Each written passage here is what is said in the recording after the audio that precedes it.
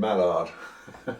Way back in the day, I can remember my father lifting me up over a railway bridge above the parapet, didn't throw me over, thank goodness, to watch an express train thunder underneath. And that, I think, from the age of 3, set me on a course of really loving steam locomotives. I always have done. Way back in my early teens, I was making 8mm cine films, and I had a heck of a lot of fun doing it. And I dragged all my friends in. We made horror films, comedy films. The comedies were more like horror films. The horror films were comedic. I was always really mad keen on film and filmmaking.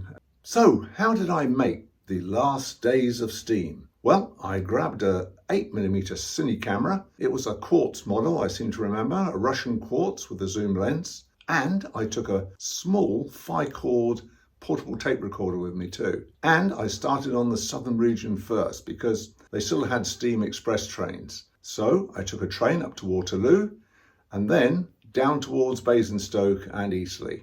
And that was a great place to be based, and filmed from there. A little later on, myself and a friend of mine were going to tour Wales with a rail rover ticket for a week. However, my friend bailed out. So I went on my own. I was around 16 years of age, but I bought this rail rover ticket for the princely sum of £5. Yeah, back in 1966, that might have been expensive. I can't remember, but it seemed a good deal. So I had a whole week touring around Wales with my cine camera, my little case, a small tripod slung over my back in a case, which someone said to me, "Is that a gun you've got with you?" Where did I sleep? I didn't stay in any hotels, B&Bs or anything like that.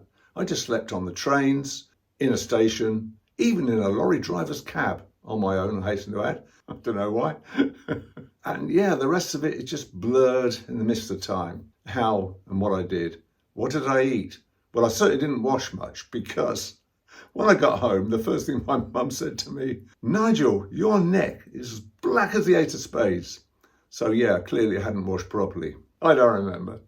Too far back. Anyway, so after the tour around Wales, a few months later, I went on one or two of these Ian Allen railway enthusiast trips, which took me up north to the northeast of England and then into Scotland. So I had tons of material and then began the process of editing. Fast forward to 2025, and I still had this reel of film waiting to be scanned. And I hadn't seen it for quite a long time. I did have a video copy of it because I did project the film onto a small screen and then filmed it with a video camera. So I had a copy, but it was quite ropey really, and not the way to do it. And around that time, I had a little commission to copy a few 8mm films for a good friend of mine. And so I thought it's no good putting a camera in front of the screen and doing it that way. And I saw this dual gauge film scanner, which I got from Wex, and it was £400. And I managed to copy all of her films and then started to copy all the family films I had of my wife and my kids. By the time I got round to copying the last days of steam, the damn thing broke. So I'd only had it a couple of months, so I sent it back to Wex, got a full refund, so that was good. And of course, the last days of steam was still on the back burner. Still hadn't got it scanned. So I'd been looking around for a couple of years actually for professional scanners. I was going to take it up to London, blah, blah, blah. But then I got onto the website of a guy called Chris Squires. He had the latest gear, apparently, super duper equipment to actually scan at a very high resolution if required and smooth out everything and make a much more professional job of the film scanning. So I thought, right, I'll give him a call, and I went down to see him, taking my film with me. Now, there's no way I was going to actually post it. I don't care whether or not, it's first class special delivery. If it got lost, it's lost forever and I would never get it scanned properly. So I drove down, took it to him, saw the equipment he had there, and wow, it looked very impressive. Here's Chris to explain how it all works. This is Chris from Save Those Memories. Thank you for watching this short film about what the Scanbox 4K is capable of and how I get the very best out of it.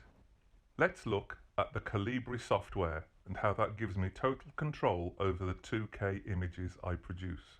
This is how my control software appears on screen. Overall, I have 3 screens, but let's look at the 2 most important. The left-hand screen is the whole gate image, including the sprockets. On this screen, I create a blue capture box. This box contains the image that will be captured. This is shown on the right-hand screen. There are two main colour correction systems, RGB and HSL. With RGB control, you have control over the whole colour spectrum as a single master control, or you can control the individual colours blue, green and red. And you can see the effect that this has on the image that would be captured.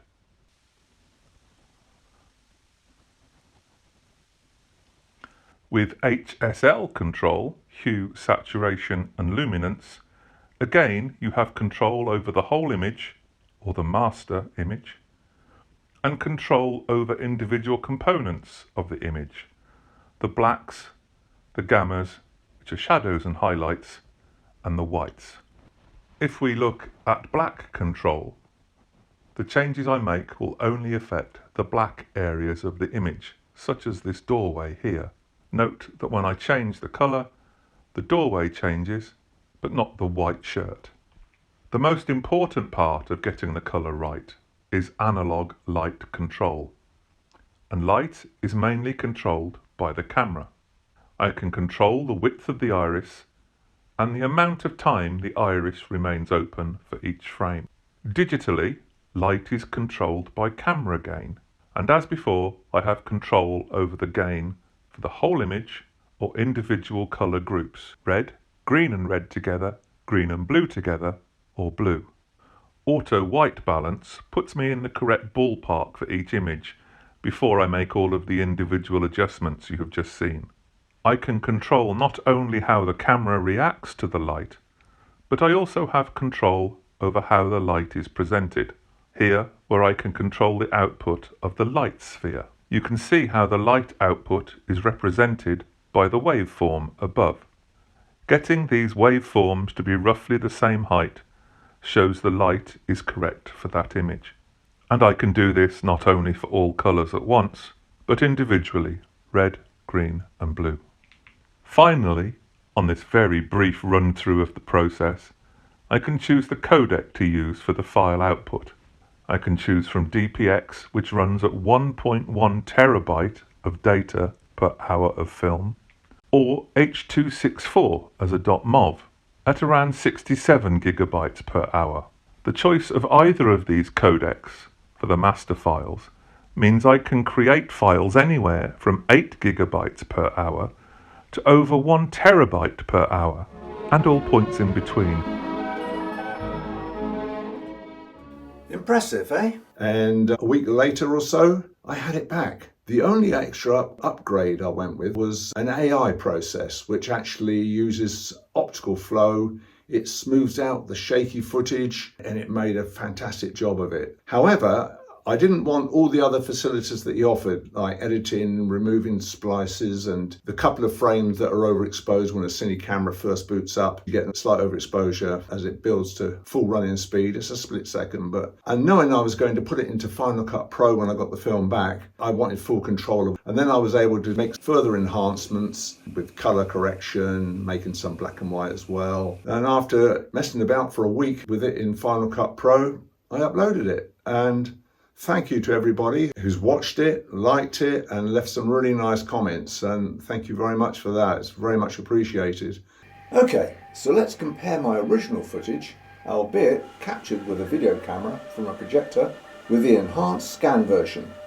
I think you will see a difference.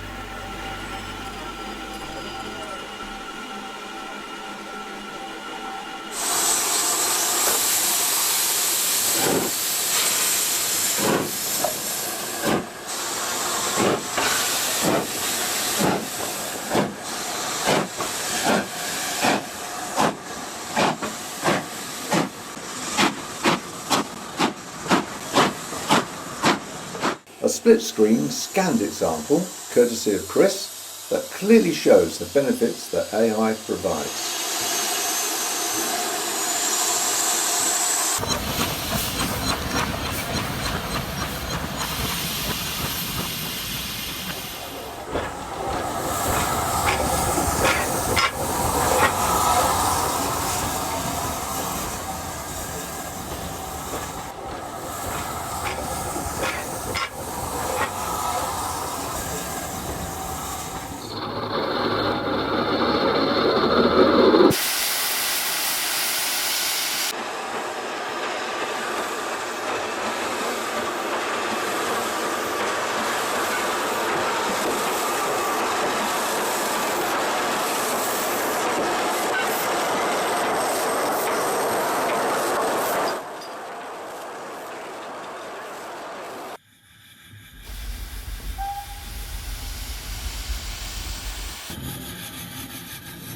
This clip really shows just how a shake fest can be really smoothed out.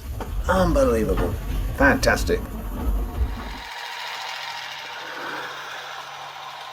So, I hope you found the video interesting, informative and fun to watch, and I'll see you next time. Cheers!